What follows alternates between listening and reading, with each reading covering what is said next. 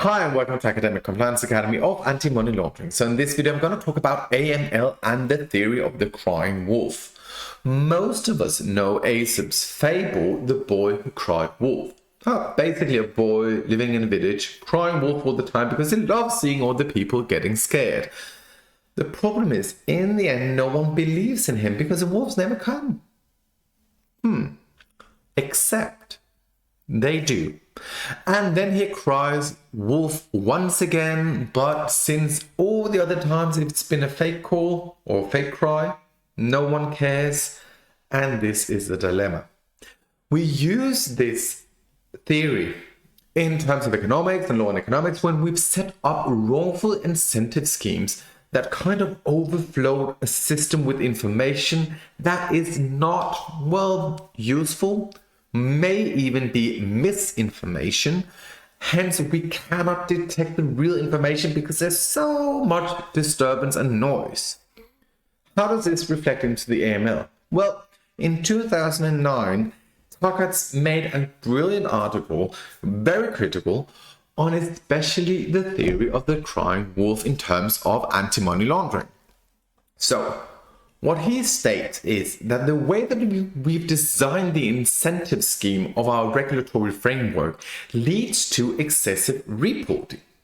Excessive reporting means that there are too many suspicious activity reports from the obliged entities to the FIUs, and because of that, well, you can't see the important ones because there are simply too much information.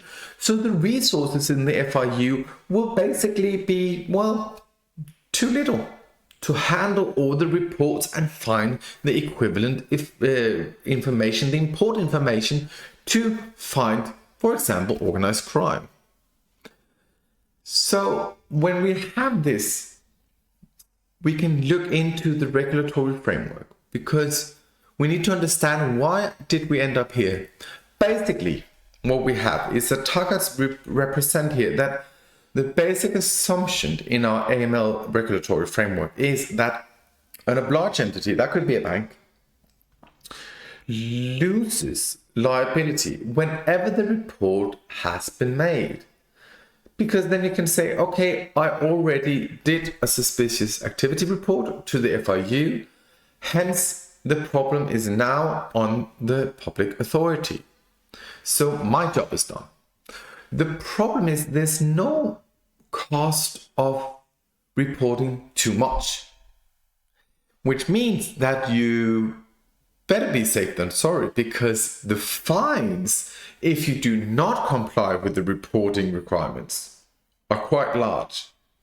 So instead of having a potential cost of fine, it's easier just to raise the level of reports, hence setting your threshold of accepted risk lower than the effective line, because then your off liability, your chances or risk of getting a fine is lower and the cost is not that much more in relation to the possibility of getting a really huge fine.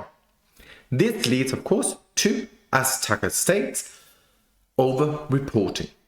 And then the resources which have been effectively allocated in theory to the FIU based on the risk assessment of the country, well, the resources are not equivalent to the amount of reporting because there's excessive reporting.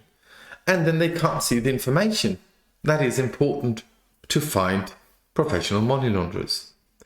So, Tuckett does present three solutions. So bear in mind, the article is from 2009.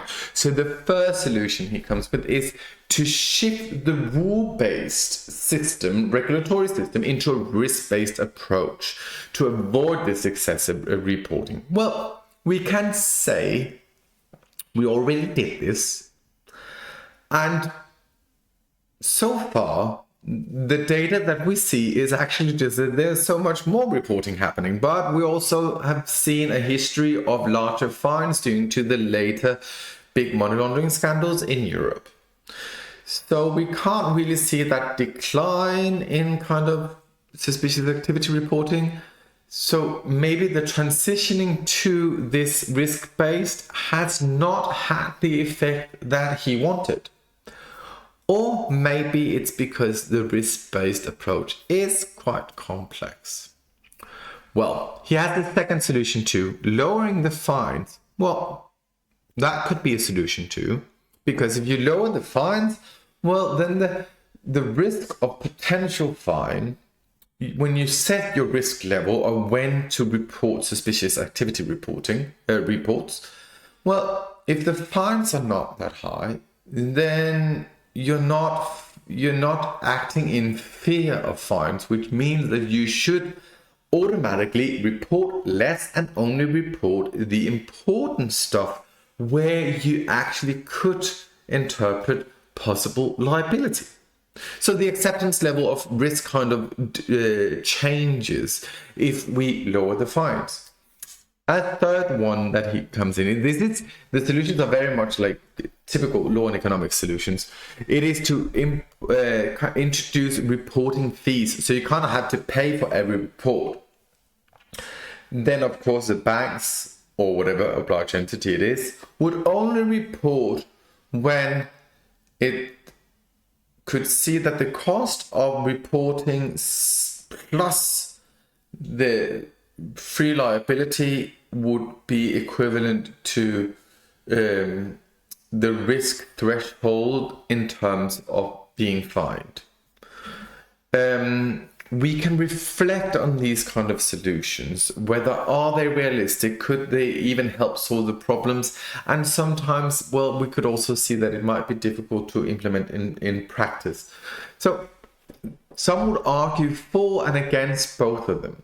I would say we've changed into this risk-based system, but we still have so many kind of areas where we haven't streamlined the public-private partnership arrangement, and that might be a better focus than starting to lower the fines and putting in fees, because what we could do without changing the regulation, because I kind of like the regulation as it is right now, but I see the problem with over-excessive reporting.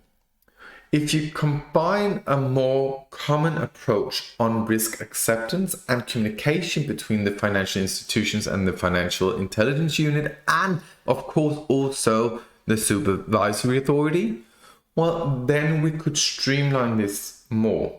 Because the reason banks over-report is typically because of the fear of fines. And that comes back to the supervisory authority controlling them. So if they can arrange the barrier more of when liability will occur, well, then we can go out of this kind of without changing the regulatory framework. And of course, if the FIUs could set some good reporting standards, also to kind of change and maybe segmentize and be more professional in the reporting, that would help too. So, of course, we can take Taggart's examples and solution models in here, but there are actually more. So this was just a video on AML and the theory of the crime wolf, which is quite essential whenever you're within the risk-based regulatory framework area. So stay tuned, subscribe to this channel, and let's talk much more about money laundering.